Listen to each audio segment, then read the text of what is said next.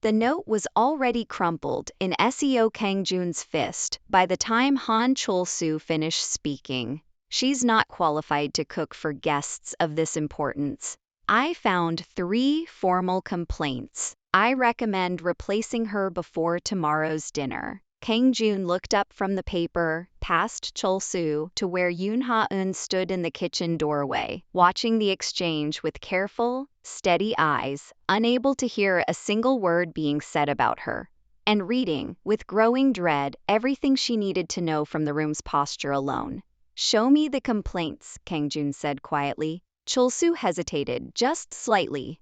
"Just long enough. They're being processed through the household office. I'll have them by evening."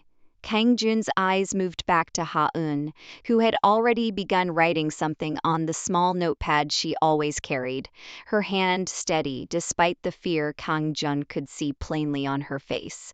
He had a terrible feeling he already knew exactly whose handwriting those complaints would turn out to match. To understand how a forged complaint nearly cost Kang Jun, the only honest person in his household, we have to go back 4 months to the quiet afternoon Ha-eun first walked through his kitchen doors. Yoon Ha-eun had been deaf since birth, and mute since a childhood illness had damaged her vocal cords beyond repair at age 6. And she had spent nearly all of her 28 years learning, patiently and repeatedly, that most people mistook her silence for absence, as though a person who could not speak or hear had somehow also stopped having thoughts worth listening to. She had trained as a chef at a specialized culinary program that accommodated deaf students, graduating with the kind of precise,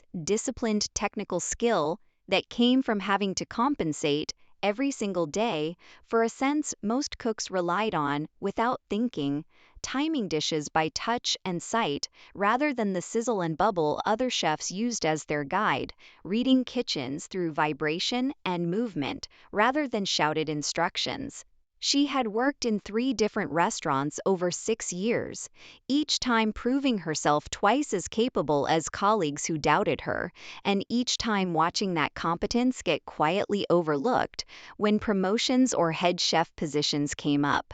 Because kitchen culture ran on shouted commands and quick verbal exchanges that Ha-eun simply couldn't participate in the way hearing chefs assumed leadership required.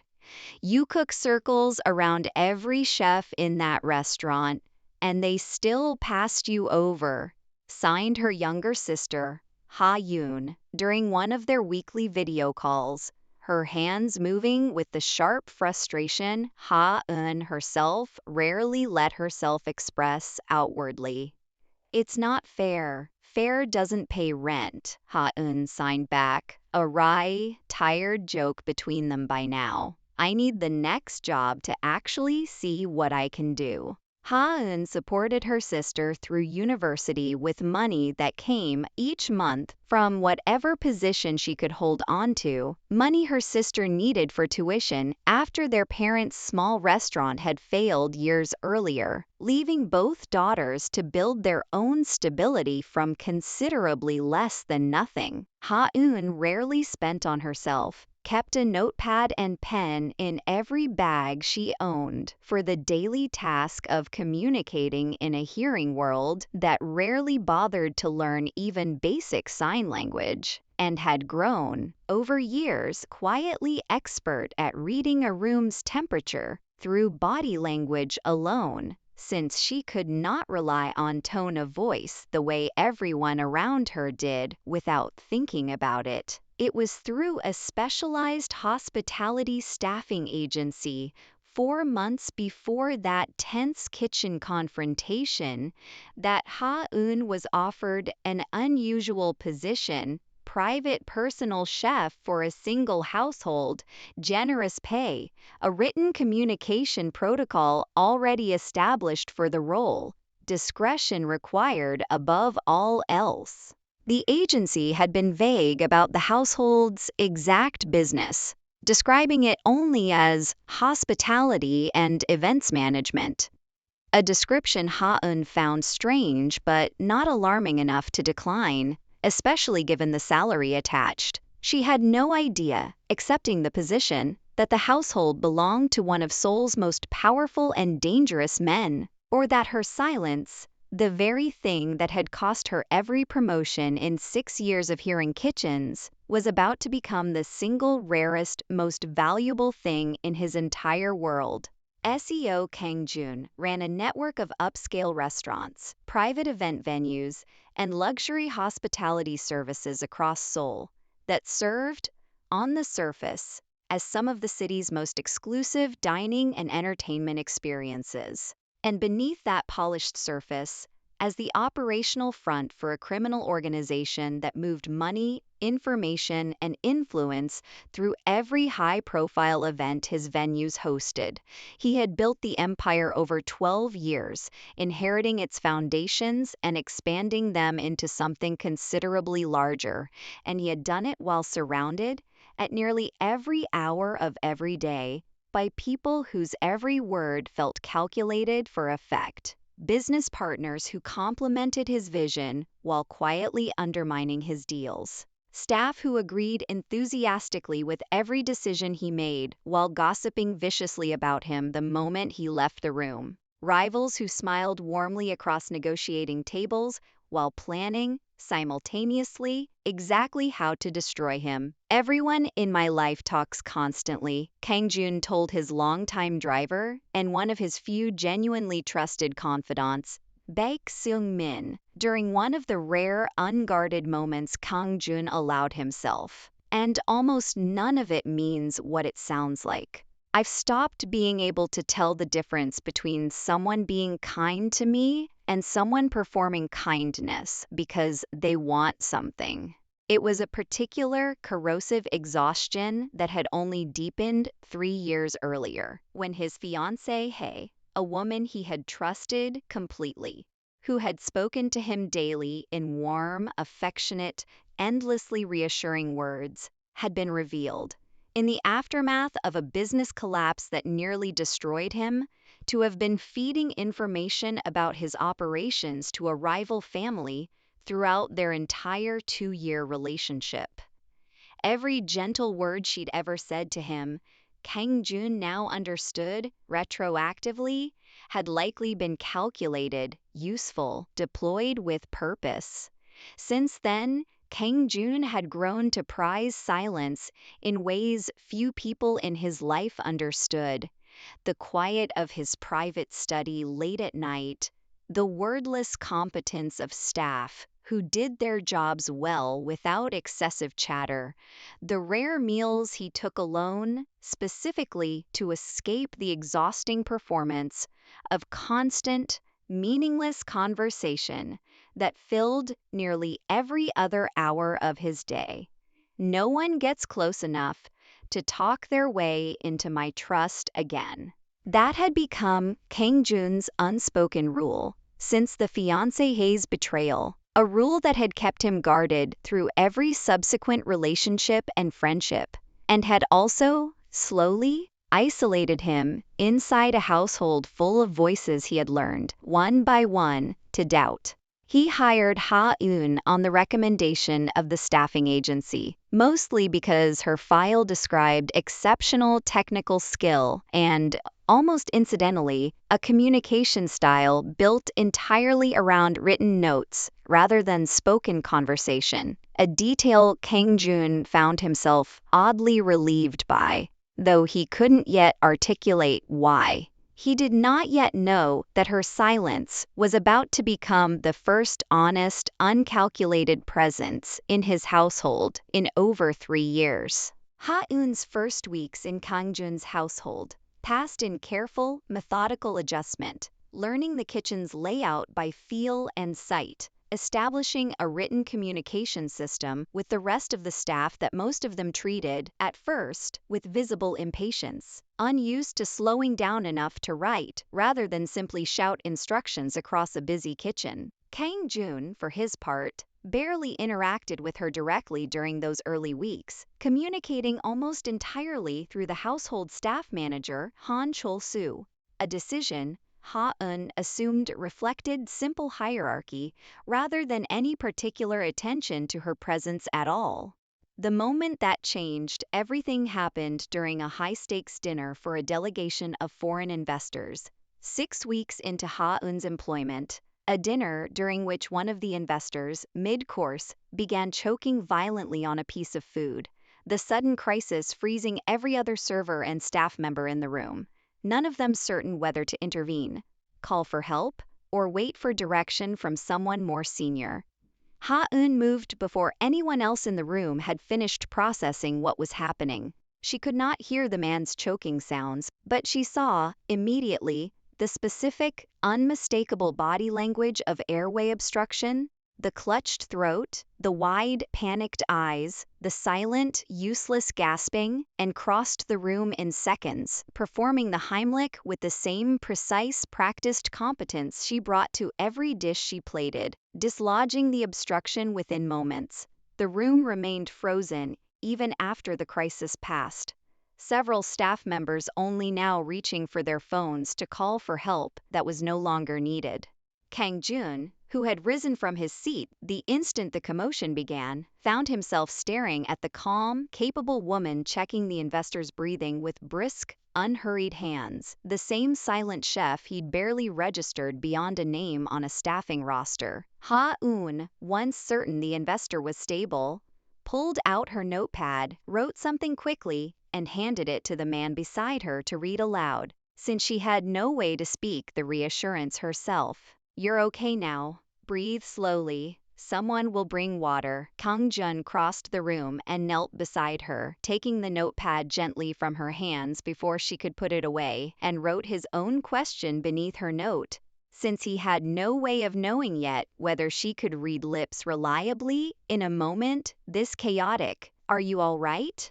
That was remarkable. Ha-eun looked up at him, startled by the directness of the gesture, and nodded, taking the notepad back to write her simple, unadorned response. "I'm fine, he's fine. That's what matters." "Who are you?" Kang Jun asked aloud, before catching himself and writing the same question beneath it, an instinctive courtesy no one in the household had ever extended to her before.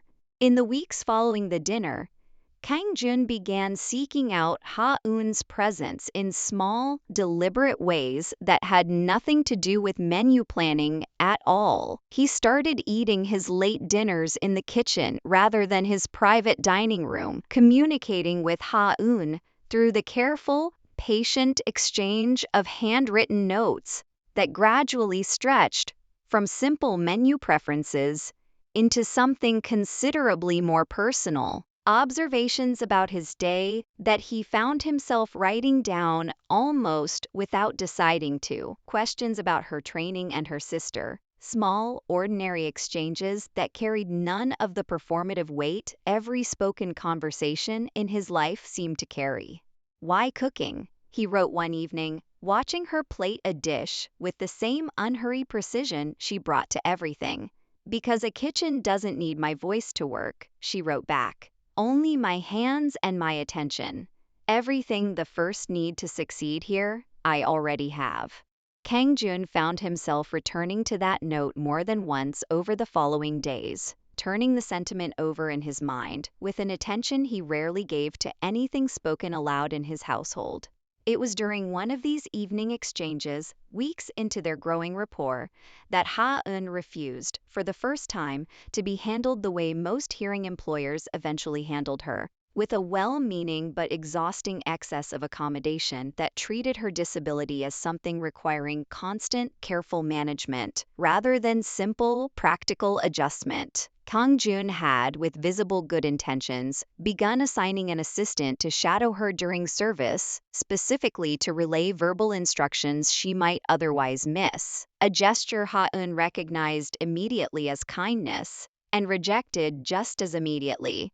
"I don't need a translator to do my job," she wrote, direct and unbothered by the bluntness of it. "I've run kitchens without one for 6 years. If something needs communicating, write it down, same as always. I don't need managing. I need the same respect you'd give any other chef who happened to hear normally. Kang Jun withdrew the assistant the same day, a small correction that told Ha-eun more clearly than any grand gesture could have that he had actually absorbed what she'd written rather than simply performed listening to it. One late evening, staying past his usual hour to finish a note about the following week's menu, Kang Jun wrote something he had never written to anyone in his household before. Ha-eun read the note twice before responding, something in her expression softening in a way Kang Jun had not seen from her before. "I've never had the luxury of calculating words," she wrote back. "Every note I write costs me effort most people don't think about. I don't waste that effort on things I don't mean." It became, over the following weeks, its own quiet, unlikely found family. Baek Sung-min, Kang Jun's driver, learning basic sign language from Ha-eun during slow afternoons out of genuine curiosity rather than obligation, and Kang Jun himself, slowly, awkwardly, beginning to learn it too. Practicing simple signs with Ha-eun during their evening kitchen exchanges with the patient, determined effort of a man relearning, from scratch, how to actually communicate with someone who mattered to him. Han Chol-soo had served as Kang Jun's household staff manager and head chef for 11 years, overseeing every aspect of the estate's kitchen and hospitality operations with a controlling, territorial precision that had gone largely unchallenged until Ha-eun's arrival. He had also, for the last 8 months, been secretly indebted to a rival hospitality organization, the Baek family, longtime competitors of Kang Jun's operation. After a personal investment failure had left Chol-soo drowning in debt he could not repay through any legitimate means. The Baek family's offer had been simple: forgive the debt entirely, in exchange for arranging the quiet removal of Kang Jun's current household staff and replacing key positions with individuals of the Baek family's own choosing, informants embedded deep enough in Kang Jun's daily life to feed back a steady stream of information about his movements, his business, his vulnerabilities. Ha-eun's growing closeness with Kang Jun had complicated Chol-soo's plan considerably. She was competent, trusted, increasingly difficult to remove on any legitimate professional grounds. And worse, from Chol-soo's perspective, she occupied exactly the kind of intimate daily access to Kang Jun that the Baek family's planted replacement needed to secure for herself.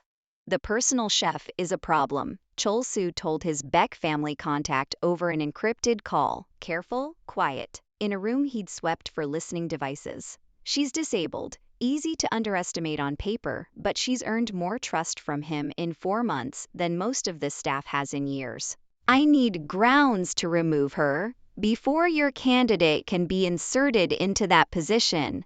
Then manufacture the grounds," his contact said, coldly practical. Ha-eun, for her part, had noticed things about Chol-soo in the weeks since the choking incident that unsettled her without yet fully cohering into a clear picture. The way he reviewed her kitchen inventory logs with unusual, pointed scrutiny, the careful, persistent complaints he began raising to household administration about minor, exaggerated infractions, the particular hostility in his body language whenever Kang Jun stopped by the kitchen to exchange notes with her, rather than simply issuing instructions through Chol-soo as he once had. "He seems very focused on finding problems with my work lately," she wrote to Kang Jun once, cautiously, unaware of how close to the truth she was walking.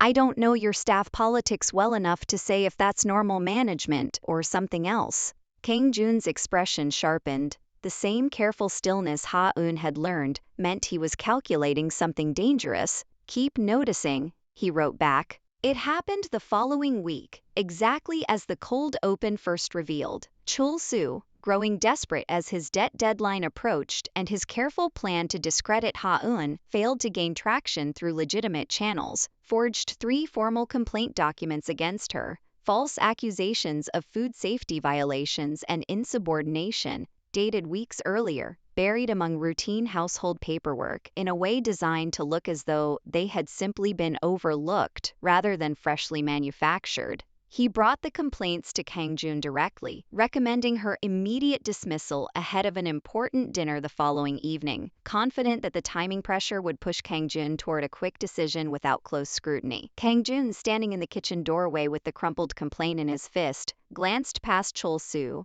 to where Ha-eun stood watching the exchange, unable to hear a word of it, reading the room's tension with the same careful attention she brought to everything. "Show me the complaints," he said, and when Chol-soo hesitated, promising to produce the paperwork by evening rather than immediately, Kang Jun's suspicion crystallized into something closer to certainty. That evening, reviewing the forged documents alongside Ha-eun's own detailed, handwritten kitchen logs, records she had kept meticulously since her very first week, precisely because she had learned, over 6 years in hearing kitchens, that written proof was often the only defense available to someone who couldn't simply argue her case verbally in the heat of a dispute. The discrepancies became immediately, damningly obvious. Dates that didn't align with her actual schedule, violations described in generic language that matched no specific incident in her records, a signature on the original complaint forms that, when compared against Chol-soo's known handwriting in other household documents, matched closely enough to leave little doubt. 2 days later, before Kang Jun could act on the mounting evidence, Chol-soo's desperation escalated. A man Ha-eun didn't recognize approached her in the estate's parking area as she left for the evening, gripping her arm hard enough to bruise, attempting to force her toward a waiting car. Chol-soo's own panicked, improvised attempt to remove the one witness whose meticulous records threatened to expose his forgery before his debt-driven scheme could fully unravel. Ha-eun fought back with a ferocity that surprised her attacker, driving her elbow hard into his ribs and twisting free, unable to scream for help the way another victim might have, but pounding desperately on the nearest parked car's horn instead, the sound bringing Kang Jun's security detail running within moments. Security that had, unbeknownst to Ha-eun, been quietly assigned to watch her more closely since the day she'd first flagged Chol-soo's strange scrutiny weeks earlier. She was shaking, bruised at the wrist, unharmed but deeply rattled, when Kang Jun arrived minutes later, his usual careful composure entirely gone, replaced by something raw and furious that Ha-eun had never seen from him before. He signed, clumsily but unmistakably, the simple phrase he'd been practicing for weeks. "Are you safe?" She nodded and wrote, hands still shaking, "Chol-soo. It has to be him." Kang Jun called Chol-soo to the estate's main office that same night, calmly without revealing what awaited him, and Chol-soo arrived already unraveling, sensing, in the careful stillness of the summons, that something had shifted beyond his control. "Sit down," Kang Jun said, and Chol-soo sat, hands visibly trembling. 8 months ago, Kang Jun began, laying documents across the desk with unhurried precision. "You borrowed money you couldn't repay, and the Beck family bought your debt. In exchange for forgiving it, you agreed to help them insert their own person into my household staff, starting with removing Ha-eun through forged complaints, and ending, tonight, with someone attempting to grab her in my own parking area." "Kang Jun, I never meant for it to go this far," Chol-soo said, voice cracking. "The debt started small, and once the Beck family had leverage, I didn't see a way out." "You had a way out 8 months ago," Kang Jun said, voice flat and cold. "You could have come to me the moment the debt became unmanageable. Instead, you forged documents against someone who has never once given you a reason for this. And tonight, you tried to hurt the one person in this household whose honesty I've come to trust completely." Ha-eun stepped forward then, notepad already in hand, and wrote quickly, holding it up for the room. "My kitchen logs from the last 4 months are already with an independent auditor. Every date on his forged complaints contradicts my actual records. I made sure of that the moment I noticed him watching me too closely. Chol-soo's face collapsed entirely, the last of his composure gone. Kang-jun's justice, when it came, was precise rather than violent. Full exposure of the forged documents and the debt-driven betrayal delivered directly to the Baek family's own internal rivals, ensuring Chol-soo's usefulness to them evaporated overnight, combined with a complete severance from every position of trust within the household. Chol-soo was not harmed, but was, Kang-jun made clear, permanently barred from Seoul's hospitality industry entirely. His name quietly but thoroughly discredited across every circle that had once respected his 11 years of service. In the weeks after Chol-soo's exposure, something in Kang-jun's household settled into a shape it hadn't held in years. Baek Seung-min, who had watched the unraveling with a mixture of relief and quiet pride in the sign language he'd been practicing, made a point of introducing Ha-eun at the next staff meeting, not simply as the personal chef, but by her full title and the genuine respect her sharp attention had earned the household.